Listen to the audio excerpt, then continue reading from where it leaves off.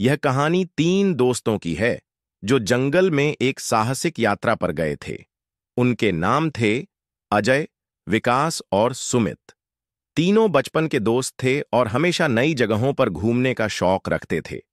एक दिन उन्होंने तय किया कि वे एक घने जंगल की यात्रा पर जाएंगे। जंगल का नाम था कृष्ण वन, जो अपनी घनी झाड़ियों और रहस्यमय रास्तों के लिए प्रसिद्ध था।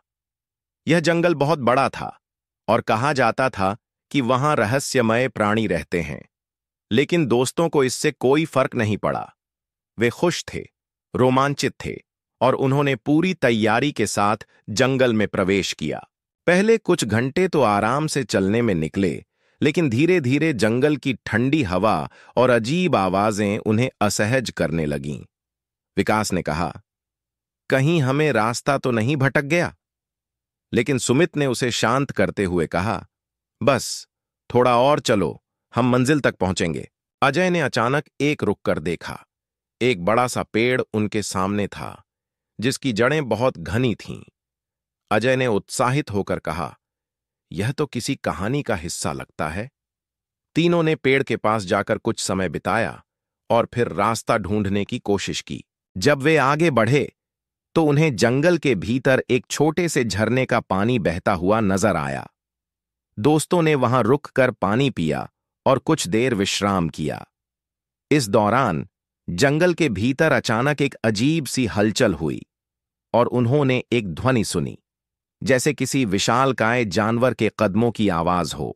डरते हुए वे आवाज की दिशा में बढ़े और देखा कि एक विशाल भालू अपने बच्चों के साथ झरने के पास पानी पी रहा था।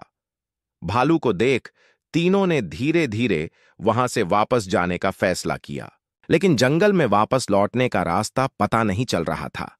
कुछ समय बाद अजय ने अचानक देखा कि पेड़ की शाखाओं पर एक चमकता हुआ पत्थर लटका हुआ था। उसने सोचा कि यह किसी प्रकार का संकेत हो सकता है।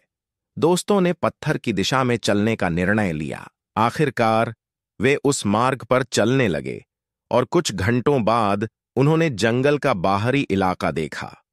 वे थके हुए थे, लेकिन बहुत खुश थे कि उन्होंने जंगल में अपने साहस का परीक्षण किया। तीनों दोस्तों ने एक दूसरे को देखा और कहा, यह यात्रा हम कभी नहीं भूलेंगे। यह यात्रा उन्हें न सिर्फ जंगल के बारे में नया ज्ञान दिया, बल्कि दोस्ती और साहस के असली मूल्य को भी समझाया।